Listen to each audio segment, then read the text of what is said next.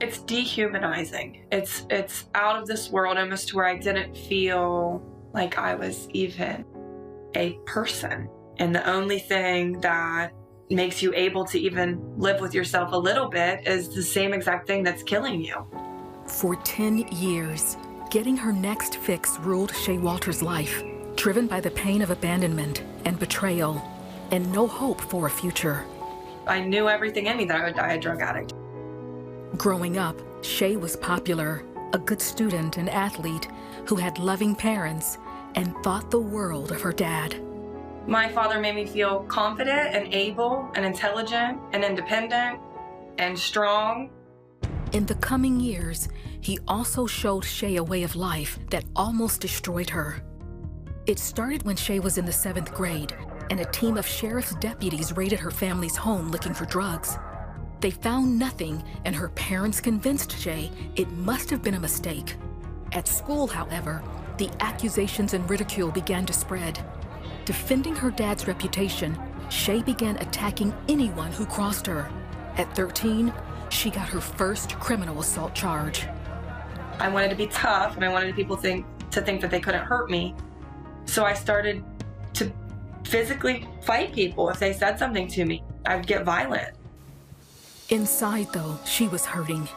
Then, during her freshman year in high school, her dad was arrested for possession and selling drugs. Now she knew the accusations were true. Although it was only an 11-month sentence, Shay's world was shattered. It was almost like a death. It was like grieving your father, even though he was only away temporarily.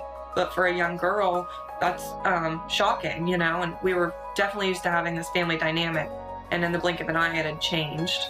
At one point, she even attempted suicide. I was trying to escape the sadness that my family had crumbled and I didn't necessarily belong anywhere anymore. Trying to find her place, she started drinking, smoking weed, and popping pills. Then, at 17, she got pregnant and had a son, Tice. She would soon leave her boyfriend, Tice's father, because he'd become abusive.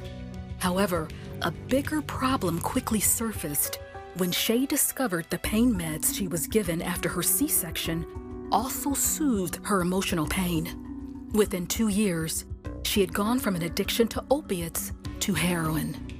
I didn't have to think about what I was doing. I didn't have to feel guilty, and it completely numbed me.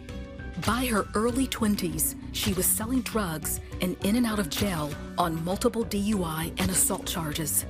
It became a normal way of life for me to be thrown in and out of jail, and I didn't think that people got sober. By the time Shay was 25, she had survived numerous overdoses and multiple suicide attempts. She had also lost custody of her son to her mother and older sister. I felt like I didn't have any reason to even be here on this earth. It didn't empower me or wake me up as in I need to get sober, I need to get better, I need to get better for my son. I had no hope. In October of 2015, Shay was arrested on 9 felony drug charges and facing 22 years. And I remember thinking that my life is over, that this is not one that I can come back from, and this is how I'm going to spend the next 20 years of my life. In jail, awaiting sentencing, Shay began attending AA meetings.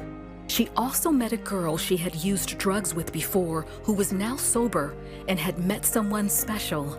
His name was Jesus. And she helps me say a prayer that's basically saying, "Thy will not mine be done. I give my life over to you, whatever you need from me." And I prayed it with her. And I gave my life to God.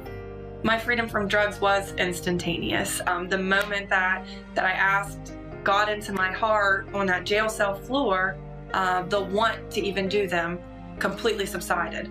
I've never used a drug since. I don't want to use. I have joy and happiness without them.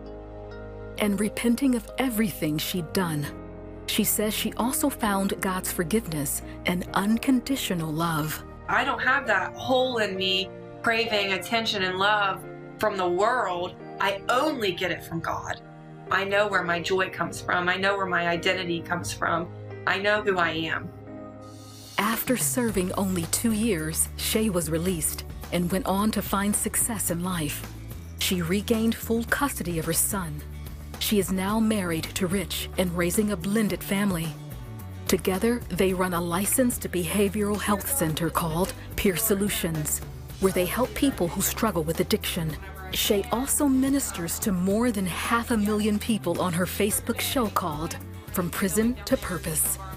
She lets everyone know God is a God of second chances. Everything that I went through was for His glory. There is hope, and people do recover. People change their lives. God can bless you. Whatever it is that you dream about your life right now, He can times that by 1,000,000.